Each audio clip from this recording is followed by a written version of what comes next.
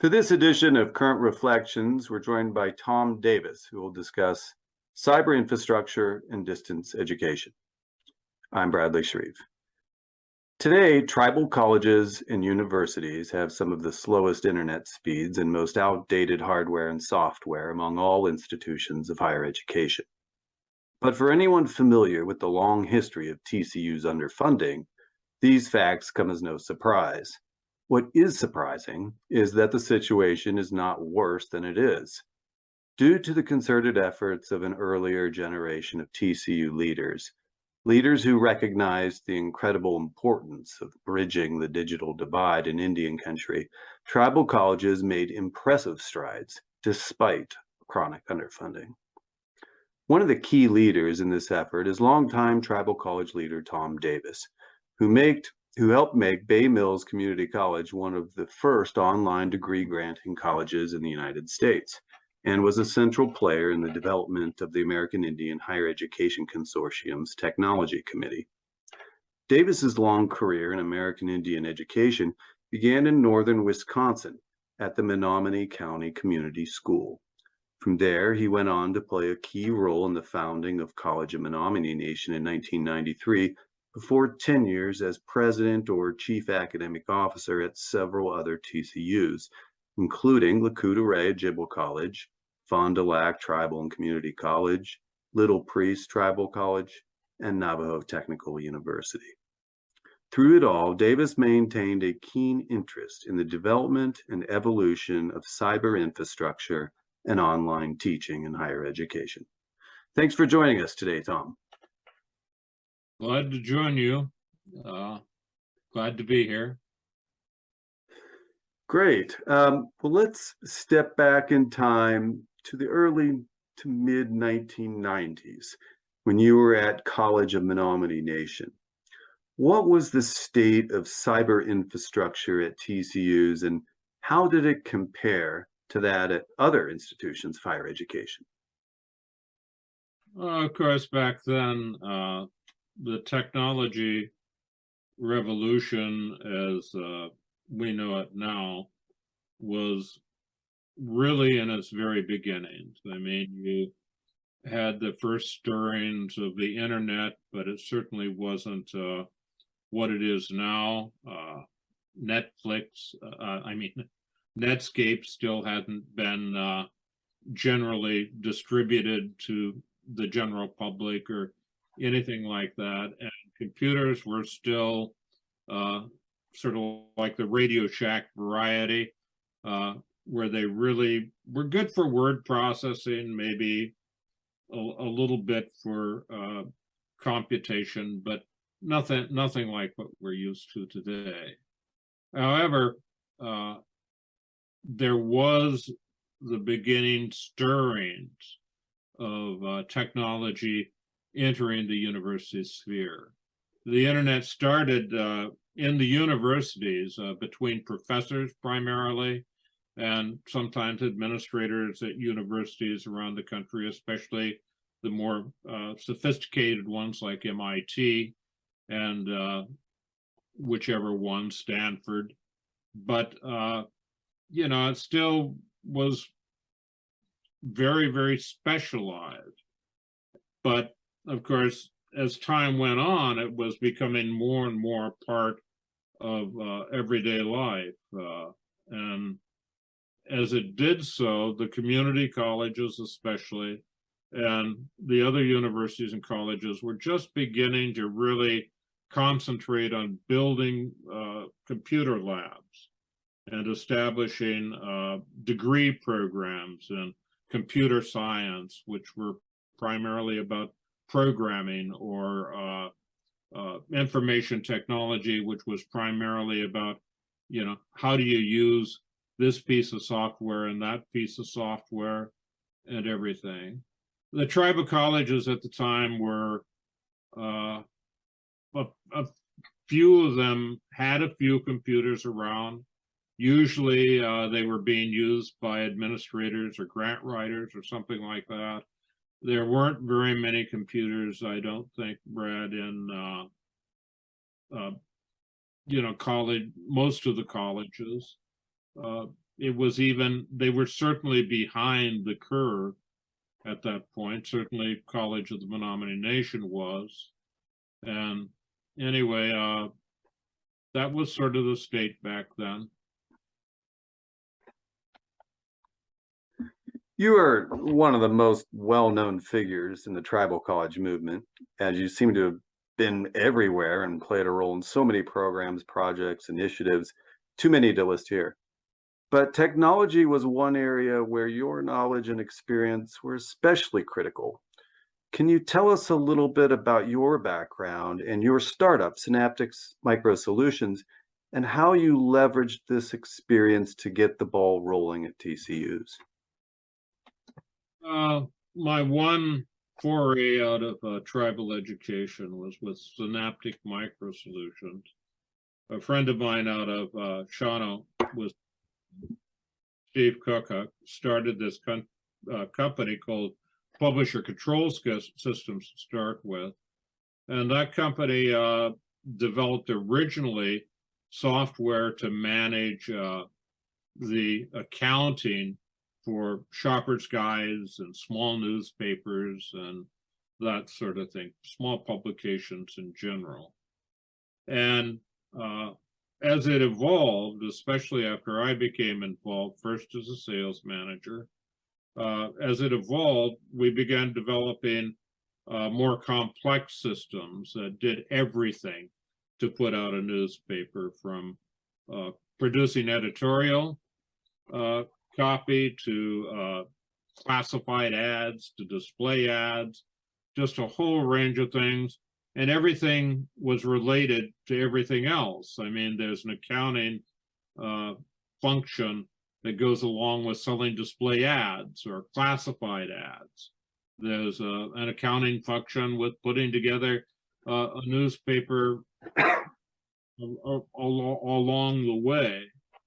And so that's what Synaptic did. And as time it got more and more sophisticated, we even got to the point where we were developing software that would automatically put together a full daily newspaper if the information was coming from South Africa and being published in New York City. We did that for Capital Times Communications. They eventually bought ABC Television. But it became a pretty sophisticated thing, and I became the president of the company at one point. And when Dr. Fowler recruited me to start College of the Menominee Nation, of course, I was working for Synaptic, and I eagerly jumped at the chance, even though at that point, College of the Menominee Nation didn't have any money to operate on, but I jumped at the chance to do that. And what was critical to me, of course, at Synaptic was that I was dealing with some of the top technology people in the universe. I mean, knew the people that were working on things like trying to invent dragon speaking that turned speech to text on a computer screen and stuff like that. And I had, at that point, gained a lot of experience with big corporations like Capital Cities Communication, Gannett, and all of that. And so I had developed a relatively sophisticated understanding of technology, where technology was going to go in the future. At least I thought that. Hopefully I knew what I was talking about. And, you know, what the promise of jobs, especially in economic development, were buried in the idea of the technology revolution that was slowly taking back. And of course, when I went to Menominee, I started, one of the first things we did, we built a computer lab, right? Pretty sophisticated computer lab. We introduced computer science, information technology type programs. And since I was familiar with some of the stuff going on At that point, even though Netscape was just in its very infancy, but at the University of Illinois at Urbana-Champaign, and especially the engineering program there, I started working a little bit on what would become distance education, asynchronous education, they called it at the time, where we deliver courses over the internet. Even though at that point the internet was in its infancy, it was pretty obvious to everybody in the technology field that it was going to become this overwhelming thing that it did become. And so I started working on preparing students and the college itself in Menominee to get on that technology train and to drive it into the future. And of course, since I was involved in AHEC quite heavily also, I started introducing at least some of those ideas to some of the college people there. And of course, Jack Barden was certainly as sophisticated as I was, and there were other people, Ted Weatherby up at Fond du Lac, and other people that were also pretty sophisticated about it. And the group of us started trying to get the tribal colleges to understand, just how important a possibility this was for them and for the programs and the students that they served, and especially the tribes themselves. I mean, new wealth is created at the edges of technology, always. It's not created after technology becomes mature. And of course, technology is a big word, right? Fire at one point was a major technology. It isn't just computers and that sort of thing. But anyway, what we wanted to do was to put us out where tribes and especially the students and the tribal colleges themselves could grab onto this new train that was forming and play a role within it. Does that answer the question? Yeah, but I want to just kind of elaborate a little bit more, if you could, on that. So early on, when many saw cyber infrastructure as some kind of nebulous, intangible, how did you and other technology-oriented leaders create interest and buy-in among TCU presidents who were concerned primarily with survival issues? Well, it wasn't always easy. I mean, the technology people that they originally hired were technicians, pretty much. Some of them were really smart, about it, but they didn't have a computational background, and it was a little difficult I think, to imagine what was really in process. I think it was difficult for the whole society to imagine what was in process. I mean, where we're at, we look back at it, and it all seems sort of inevitable, but it wasn't inevitable at that point. It wasn't plain to the public in general until the success of Netscape, the first browser company, and then, of course, the development of Google, what was going to happen. And so it was just a difficult thing. And the money was a problem, right? It cost money for this stuff. They weren't cheap. I mean, for a computer with almost no capabilities at all, you'd have to pay $1,000. Well, the tribal colleges didn't have any money. And so it was somewhat of a difficult sell, but you also had some really bright people as presidents of tribal colleges. Cardi Manette, I mean, or Bob Martin. I mean, some of these people that are still around today, I mean, they understood that something was happening that was important. And I think that they could listen to Jack Barden and I particularly and understand that, well, maybe we should pay attention to this and try to be, even though it's expensive and difficult, maybe we'd better pay attention. That's interesting. Well, there's a great story about the origins and funding of the NSF Teacup program. And it all started with a telephone conversation between Dave Stout and someone at the NSF, a conversation that you happened to overhear. Can you tell us that story? Well, we had formed ANMSI, which was a program that brought the technology people at tribal colleges, Hispanic serving institutions, and Black colleges together into an organization that was supposed to help the people teaching and doing technology at those colleges to advance their knowledge, skills, training, whatever.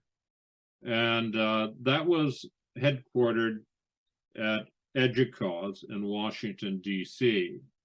And of course, right next door was Internet 2, which was just forming. And I'd been a little bit involved with some of the people that had worked on developing Internet 2. And so I was in DC one day, and I was sitting in Dave Stout's office at the EDUCAUSE offices, and he got a phone call from somebody at NSF. I didn't know who it was. I didn't pay too much attention at first, to be honest about it. I mean, his phone call, right? But then I could tell they were talking about something that was going to happen at NSF. And this was the Clinton administration. And supposedly Clinton had decided, and his administration had decided, to pour money, I mean, unprecedented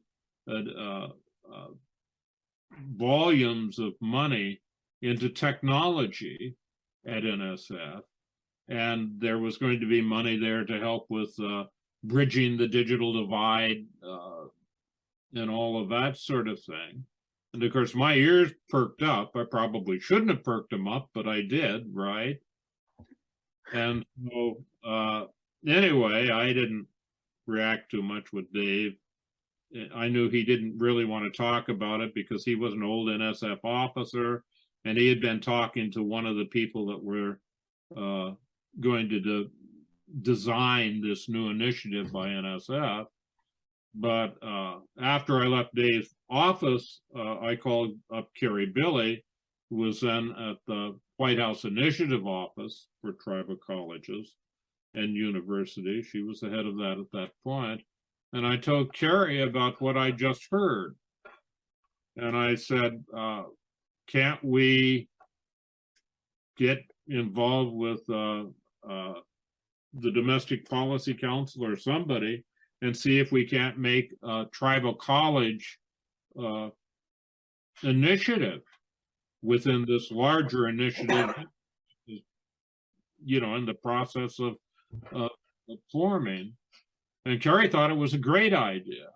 And she told me to get busy and figure out how much money I thought it would take for the tribal colleges to really become at least even with the other colleges and universities in the United States in terms of technology education and technology at the college itself.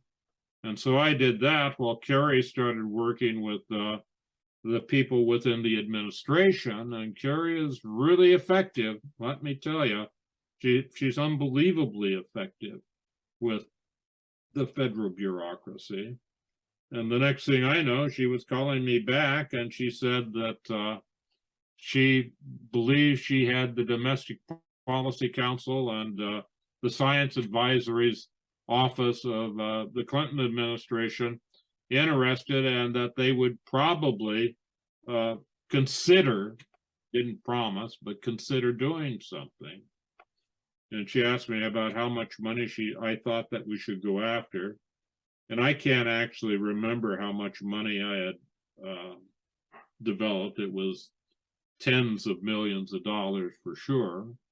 And anyway, Carrie took that to the Domestic Policy Council and the other people she was working with within the federal government, pushing it, of course, hard. And she came back a week later or something like that. And she said, well, Tom, they're not going to give us that kind of money, but they will give us this kind of money in a tribal college program as part of this.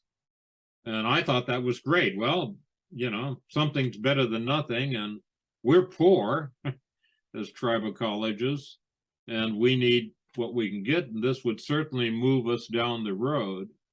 And so, anyway, Carrie ran with it. And then the next thing we heard, or I heard, was that NSF was going to oppose a tribal college program. But of course, with Carrie Billy on the beat, NSF had some trouble selling their concerns about a tribal college program. And she managed to get NSF to do what she thought was important, though she used the top of the Clinton administration to convince the head of the leadership of NSF to go along with what they couldn't prevent. I think that's basically it. You'd have to ask Carrie about that part of it, since she was the one that had a lot to do with it. And of course, again, Jack Barden was absolutely key to helping me figure out how much money to ask for and stuff like that. Jack was so important to the technology effort, particularly, and the science, technology, engineering, and math efforts that we did in those early years. Yeah. Well, I know he's missed in a lot of places. You hear people talk about him still today frequently. So what about the prosperity games? That's something I've always been so curious about, but never really heard of much explanation. Is what were the prosperity games, and what role did they play in advancing tribal colleges' technological capacity? Well, I mean, the real question was, right, and still is in many ways, is how do you get in front of the technology train when it's steaming ahead the way it is, to take advantage of the wealth that's being created at the edges of technology as it steams forward into the future. And I was asking questions like that.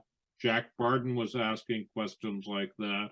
Cardi Minette, Jack Briggs, a lot of the early leaders were starting to ask questions like that.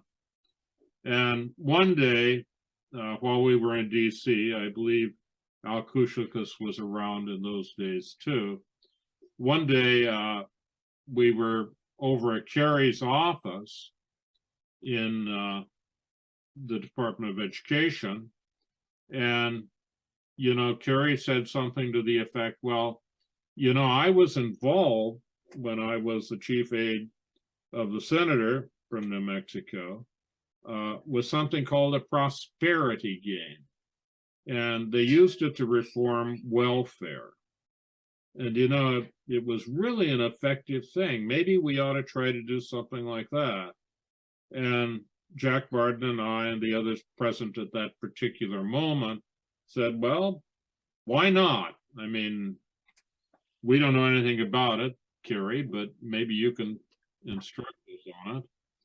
And she said, well, yeah, Tom, I'm really not an expert on the prosperity game, because it's sort of it came out of war games originally and what the military did, and it was modified for some of the national labs in New Mexico into trying to affect social policy. But I do know who put together the prosperity game, and Kathy Isaacson is somebody that I know how to get a hold of. So I'll get a hold of Kathy, and we'll see what we find out. And so she did. She got a hold of Kathy Isaacson, and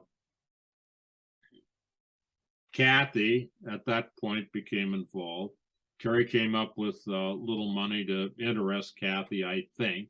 Again, asking her would probably be a wise idea. But anyway, Kathy and her partner I turned out to own the Prosperity Game technology, the process and everything. So anyway, to make a long story short, we ended up having a meeting. Mark Trebbian was there, and Jack Barden, and I think maybe Cardi Manette and some others were, and yeah, I'm not sure anymore, long time ago. But anyway, we got together and we had a meeting about it and decided to go forward with the Prosperity Game.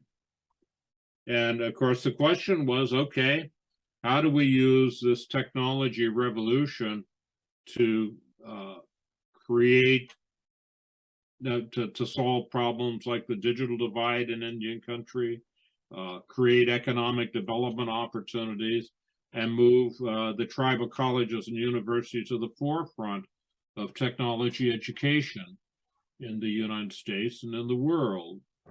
And so we started out on this big performance based thing, and Kerry decided we were going to do it in Silicon Valley.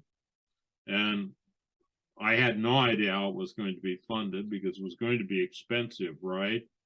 But Kerry, being Kerry, figured that she could put together the money out of the federal government, so we all started working on it. A Prosperity Game tries to develop different teams of people with different interests.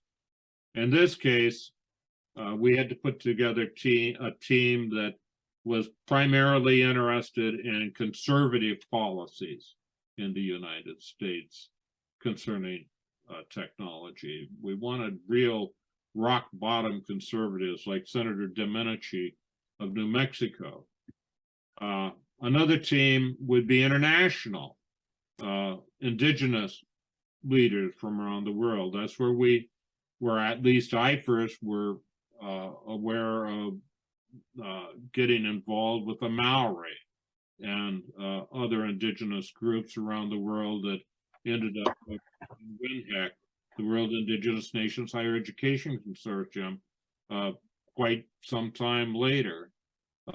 There was a tribal leader team where we brought in tribal chairmen from around the country. We had tribal college president team. We had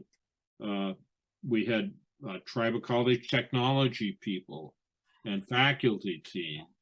And anyway, these people all convened in this big venue within Silicon Valley itself, using what happened to create Silicon Valley, which of course came out of the universities, and that most of the technologies did, or at least out of the university community nationwide, but a lot of it came out of that area of California around San Francisco. And we had several days, I think it was 3 days, where people would get into their groups, their teams, and they were given tasks about the future of technology and what we could do in a practical sense. And that was the idea. You had to be able to practically do it. It wasn't any good to just have ideas that floated off into the ethosphere, into the cybersphere. What could we do to move tribal country into the 21st century so that the tribal colleges and tribal communities in general could become important players within this revolution that we're in the process. And of course, it all happened, and it was an exciting time. I mean, and some really important technology people, from around the world, including one of the designers of Internet 2, for instance, and really that ended up creating the National Computational Science Alliance, which in the end the tribal colleges were a player in, and even the supercomputing conferences, which we ended up being players in, all came sort of out of that prosperity game that occurred in Silicon. That's enough explanation? Yeah. Thanks for that. Well, okay, let's change gears a little bit here and move to Bay Mills Community College. Now, at Bay Mills, you helped to develop one of the first online degree granting programs in the United States. In those days, how were you able to ensure that the program was academically sound and accredited, given the state of online learning then? Well, online learning only existed really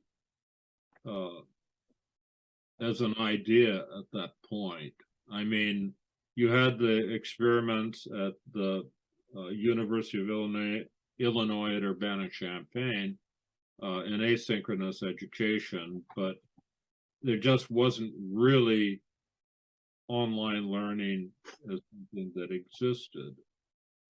And the problem that the Bay Mills effort was designed to address was in DC, Helen Scherbeck had become the head of Indian Head Start, that division of Head Start. And she and I and Carrie Billy and a lot of other people, Veronica Gonzalez, we all knew, we're pretty convinced anyway, that Congress was going to pass legislation that demanded that all Head Start workers have, at a minimum, an associate degree. And so Helen called me up one night. She had a habit of doing that late at night.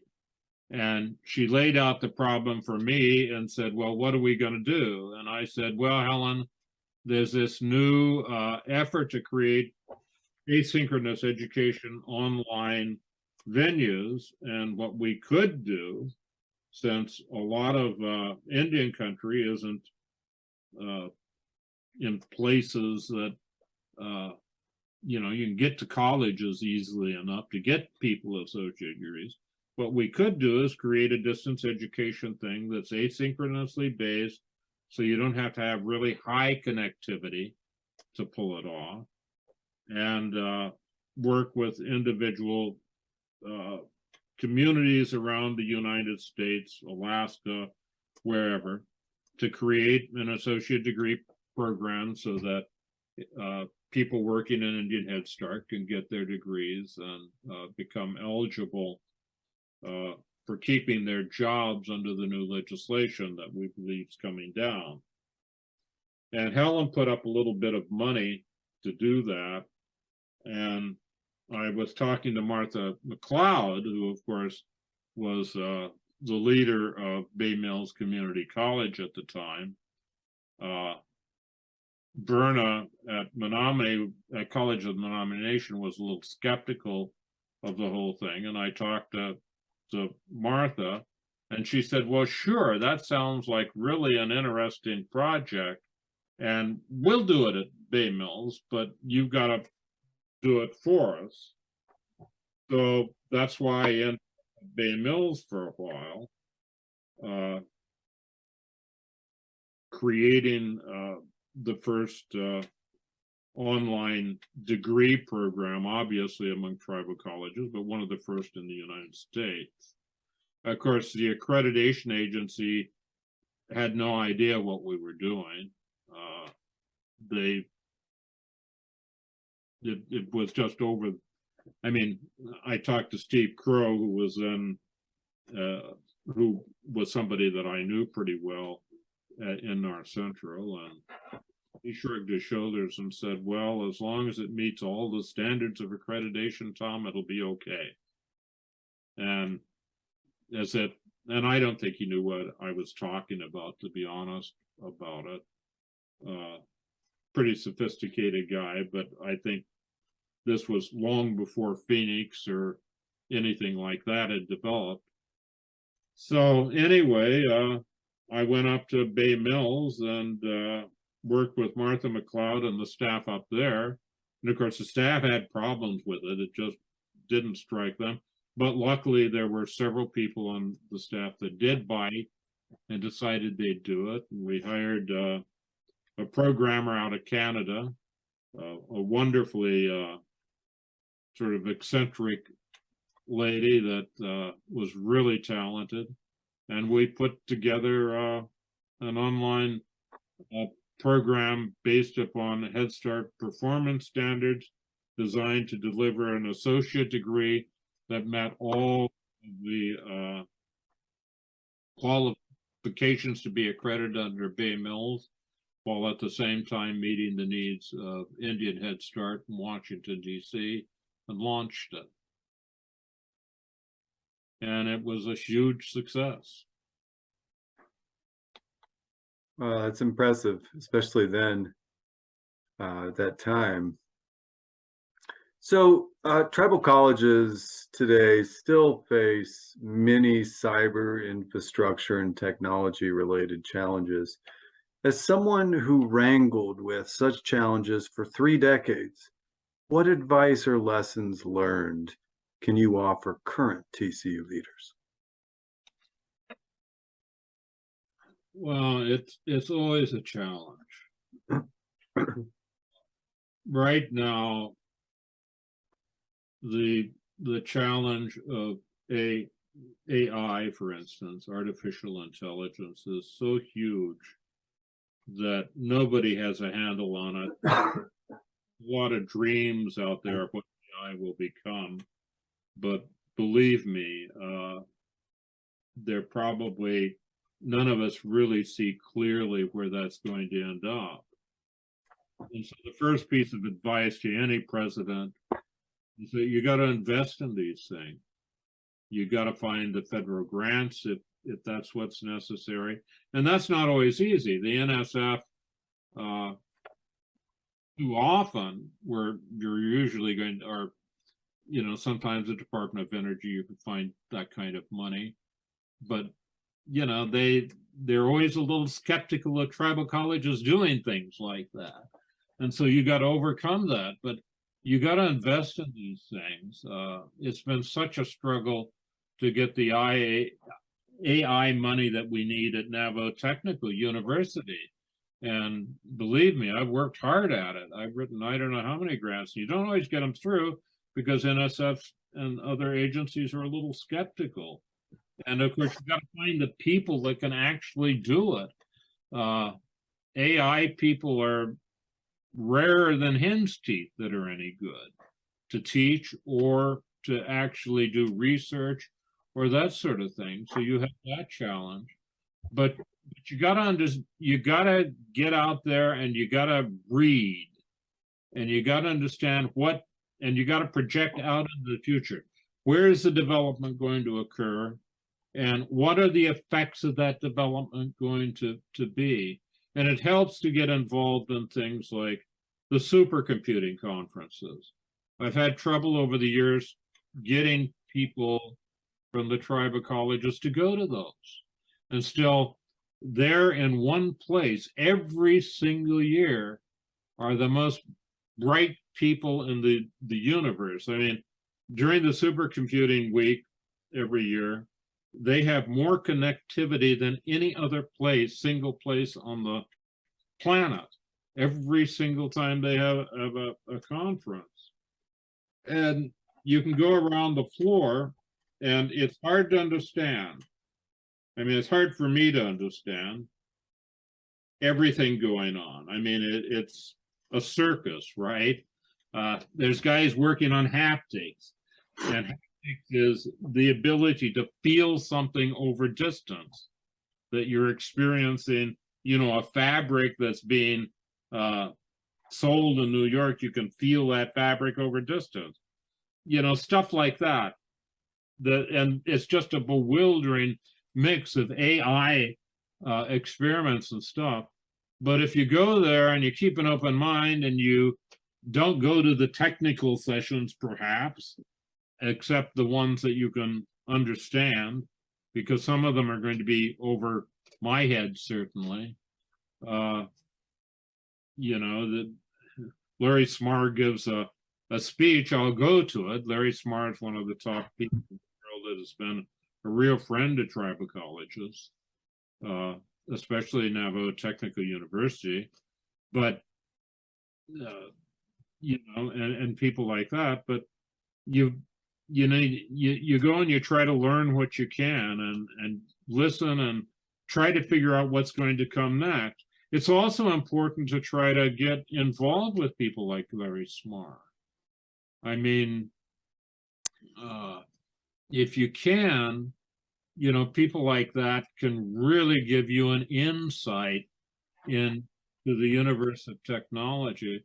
And you got to have people at the college, maybe not the president himself or herself. I mean, they're busy people. I mean, they're going to AHEC meetings and, you know, they have a ton of things to do, but somebody on the campus needs to make connections like that. I mean, so many of the projects that we've done at Navajo Technical University have come about because of being involved with any number of people from the technology world that are at the top of the technology world. And the other thing that I would say is so important is to pay for tribal people to become educated with their PhDs and give them internships with, you know, people like Larry Smarr or, you know, IBM or one of the national labs, and try to develop those so that students and faculty have the ability over the summer or whatever to really become expert in some of the things that are happening out there in the universe, because there's so much going on. I mean, early on, I used to say, well, it's going to become a walk around world, and nobody could figure out what I was talking about.